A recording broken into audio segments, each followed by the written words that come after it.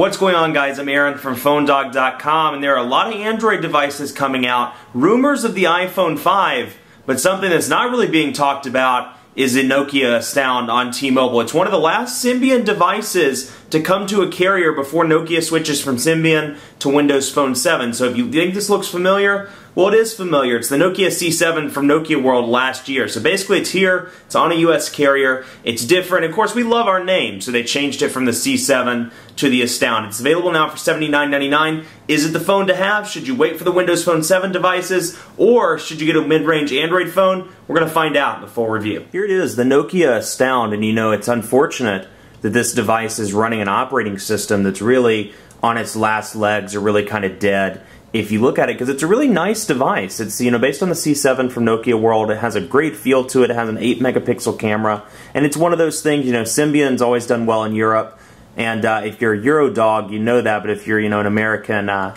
Amero dog, whatever you want to call it, you know, it's never really taken off in the United States, even with some carrier partnerships with T-Mobile and, you know, a few years ago with AT&T, but all around, it's a great looking device. It feels good. It's just running this OS that we all know by the end of the year isn't going to be on Nokia devices, or on most Nokia devices. So it's kind of running this OS that's dead in the water, you know, so people may look at this and say there's no point in me getting this, you know, it's already outdated and it's already, for the most part, dead. But it feels great. It's a nice device, and like I said, it's the C7, but with a name, because, you know, we Americans love our names. So it's the Nokia Astound. It's available at T-Mobile for $79.99.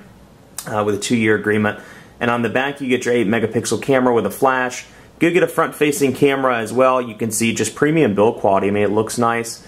You can see the buttons here on the bottom, send and end, and then a key to access the menu, which we'll go into shortly. Charging port over there, it is proprietary charging port on the left side, and then on the right side you have your volume rocker. You have this button in the middle, which, let's see what it does. Voice commands, that's what I thought. And then you have the lock switch where you can quickly turn it on and off. And then you have your camera button down there at the bottom. On the top you have a micro USB port, 3.5mm headphone jack, and a power button. So you do have this up here, but to my knowledge it's not a charging port, so you do have to use the proprietary charger which comes in the box. So it's kind of frustrating. I mean, you can obviously use it to tether to your computer, but I'd have to double check and see what it looks like in terms of charging. Here it is. It's Symbian 3, and you can see with the 3 home screens here. We've seen this before. We saw it at Nokia World. They've made some enhancements to it to where, I don't know how much of this you remember, but in the video, one of the complaints was that it moved between home screens too slowly. I mean, and there was a noticeable lag when scrolling between. They've improved that. It's much better now. It's pretty quick with little to no lag at all. And then on your home screen you get these kind of widgety options where you can move stuff around. If you press and hold, for example, you can see I can move this one up to the top. Let's just say I want to put it right there in the middle, and I can move it down and put it in between visual voicemail and the clock. So I can move those around, I can get rid of them, I can bring in, you know, new ones and do more things. I can bring in little icons as well. So it has quite a few options in terms of customization, at least, you know, in this latest version of Symbian, but it's still, you look at this and you wonder why it didn't take off in the US. Well, I can tell you a couple things. It's a very complicated OS. I mean, this is something, to me at least, I mean, I get stuck every now and again in Symbian, and I mean, most of that's because I haven't used it in so long, but, you know, you look at somebody like, at $80, that's kind of first-time smartphone buyer category. Something like my mother or my grandmother or somebody else, I would never recommend Symbian to them. I mean, it's too complicated, and it's not the ideal, you know, the ideal smartphone platform. I'd recommend at most Android, and perhaps iOS is the easiest one, or WebOS is the easiest one. So you can use this button. It's kind of a multi-function button between menu and back, and more. So, and another thing, you can see the fonts. The fonts are very old, and that's another thing that's always irritated me to no end about Android. About Symbian rather. You can see that these fonts, it's kind of this old font. Nokia's working on that. They have a new font scheme coming later this year, but still, it's just this old, boring font.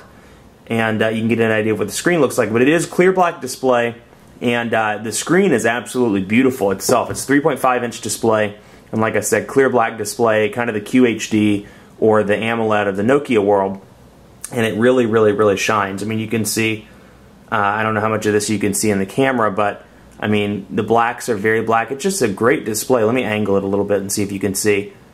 Absolutely great display, and it's noticeable. So I do have to give them kudos there. The display is fantastic, and battery life has been great on this as well. You know, battery life, call quality, both, you know, Nokia has top-notch battery life, top-notch call quality, and a great history of having great call quality and battery life, and they've done a really good job across both fronts with that. So you have your dial pad here. Let's jump into some of the applications and take a look. You have your dial pad. Looks just like the Nokia N8 and all the other devices that were launched at Nokia World last year. You can see very easy to dial. And it seemed, at least to me, that there's no lag like there have been on some of the past Nokia devices. And you can see, yeah, we'll delete that. So it seems to be pretty quick, pretty smooth, little to no problems. On the lag front, you can see the dial button, obviously. You can access your contacts from your from the dial screen. Let's see what options we have. And, you know, it shows open application, so you can see it's just this kind of complicated operating system. It's just not as intuitive as something like WebOS or something like iOS or Android. And you're going to see a lot of comparisons because, quite frankly, this is the one smartphone platform, along with perhaps WebOS, that's really declining. And I mean, this was an industry leader, you know, 5 years ago or 10 years ago, and it's not across the world. And you see declines not just in the US, obviously, you know, because we do like our iPhones, we do like our Android devices, but drops across the world. I mean, even in Europe, where Nokia has, you know, been very dominant for some time, you see some tremendous drops there. So I can edit the home screen, I can change the wallpapers. So let's just go, you know, just for fun, let's do that. That's what I do for fun on a daily basis. I change the wallpapers. Let's do default. Actually, let's not do that. Just kidding. Image. And we can select an image. You can see I took a picture of some of the keyboards, and I think of CTIA as well. So we'll click the beach one. That looks nice. I think that's a beach. It looks like a beach, kind of like a watery beach, or looks like water in a beach. So you can see, change that over, and it changed that screen. It didn't change each one. So the theory here is you could have one screen for work, one screen for play, and let's say one screen for weekends or something like that. So you can access, you know, you can switch it over depending on how you see fit. So let's go into the menu. You can see pretty much a stock build of Symbian, with the exception of some of the T-Mobile installed applications. You have OV Store, OV Maps, Social here as well, and we'll go to Help and Settings. This is where you see the T-Mobile stuff. T-Mobile Help, My Account, and then let's go back to with Videos and TV. There's T-Mobile, T-Mobile's hiding, I think it's Apps and Games. There it is, T-Mobile Mall. I knew there was something else hiding in here, and then of course you get Telenav as well. So you do get some T-Mobile applications installed on this device. That said, it really retains that Symbian look you can see with the applications, and at least from the main menu screen, you can't tell that it has T-Mobile installed applications. While we're in here, let's take a look at the keyboard just to get an idea of what they look like, because on the C7, if I'm not mistaken, in Nokia World, there was only a landscape keyboard. Well, on this version, they've added a portrait keyboard. It's definitely small, but you know, it may make the difference to you if you're looking to buy this device. So you can see I'm in messaging now, and actually let me back out of that. You can see mail, visual, voicemail, and messaging. So I'm going to go there to take a look at that. New message, conversations that I'm having, my inbox, no messages across the board, which actually it won't surprise me if I get one while I'm typing this, because whoever had this number before the before T-Mobile did is, or before the T-Mobile review people did, it's definitely blowing up. So we can type, we'll tap to write here, and you can see what the keyboard looks like. It's portrait, and it's in that typical Nokia format where all the keys are shifted to the left. So you see that versus a keyboard like, let's say, the BlackBerry Bold, just using that as an example, and you can see a lot of, this one hasn't been used in a while, the BlackBerry Bold, where you can see, you know, the Q, A, and Z. So it's more like a typical computer keyboard as opposed to this one where everything's shifted over to the left side. Now you can use it in portrait or in landscape, and it'll transition. There we go. So you can transition it over if you'd like. But even in landscape, the keys are very small. So if you have big fingers, it may be a little bit hard to type on. So we'll say the quick brown fox is happy, is howie. And let me type it in portrait mode as well, just to get an idea. The quick, see, this is, and also little placement things like the delete buttons down here, the inner buttons here, so I, you know, can easily to make mistakes, can make mistakes easily. Excuse me. Let's say the quick brown Fox, and you can see auto corrections kicking in every now and again, is happy.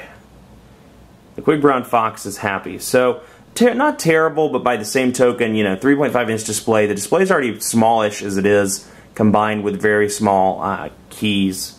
This could be a make or break for you if you text message or you email on a regular basis. So, keyboard's decent in landscape mode. I happen to actually prefer the portrait mode. Let's try it again. Hey there. How are you doing? Let's see here. Doing. So pretty easy to type on. Then I can check mark, and then I can go over here, send it to whoever, and then I can hit options and send, or send it off that way. So in part 2, we'll talk about the browser, some of the apps as well that you can download from the OV store. We'll take a look at OV Maps and more. So stick around for part 2, coming soon.